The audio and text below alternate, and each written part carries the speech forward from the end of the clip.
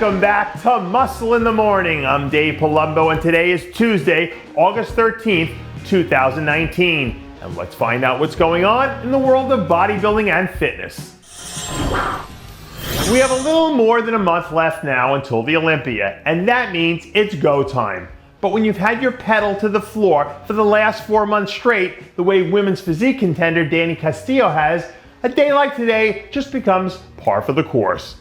Dany and her team have been on an all-time Olympia high from pretty much day one this year. And if you look at the subtle differences in her look right now, it helps you start to understand why. Her physique has a different pop. And to me, that makes her more of a threat. I think she's a legitimate top 2 contender, which seems like it should make this entire process worth the sacrifice. I've never seen any social media posts about Tuesday being International Back Day, but when you have 7 Olympia titles sitting around collecting dust on your shelf, I'd say that you have enough leeway to make some stuff up as you go.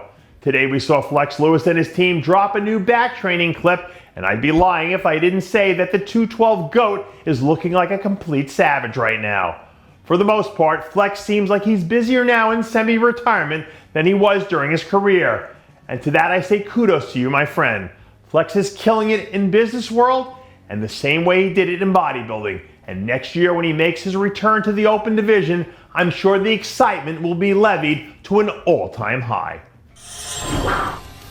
I have the feeling this will end up being an interesting year in fitness. We have all sorts of little subplots going on. We have big stars trading punches. The whole division has been hard to predict all year long. But maybe all that chaos is what's feeding the beast that Missy Truscott is right now. 1 month out from the big dance and true to form, Missy is starting to round into peak form just like she has all year long.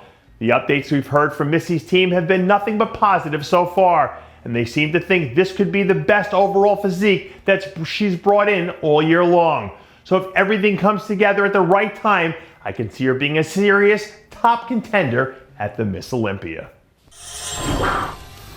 When you look down the list of names who are qualified for the Bikini Olympia this year, it's almost insane how many really talented athletes will be on that stage battling it out next month.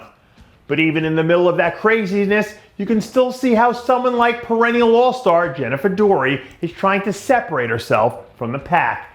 Yesterday, Team Dory released 4 or 5 training clips from one of their 3 scheduled glute and ham sessions of the week, where we see their star trying to put it all together for this year's contest.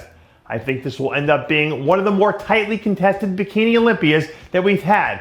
But even with that level of competition, I can see Dory figuring out a way to break into the top 5 if everything goes as planned. And finally, we're closing out today's show by giving you guys a quick rundown of the new Olympia Qualification system that's going into effect starting in the 2020 season. Basically, if your division has less than 25 shows, all you need to do is win and you're in. But when a division has more than 25 shows, if you win what they're calling a Tier 1 show, you're getting an all-expenses paid trip to the Olympia, a per diem, and an automatic invite to the prejudging. Now, if you win a Tier 2 show, you still get an Olympia bid, but only this time you don't get an invite to the prejudging.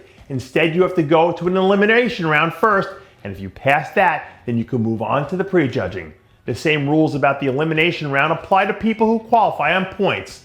Now, there are some unique elements to the elimination round, which we'll dive into later this week. But for now, the big takeaway is that the current qualification system is about to get a major overhaul. Let us know in the comments below what you guys think about it. And that does it for yet another edition of Muscle in the Morning. I'm Dave Palumbo, reminding you to always be true to your passions. And make sure to follow us on Facebook, Twitter, and Instagram.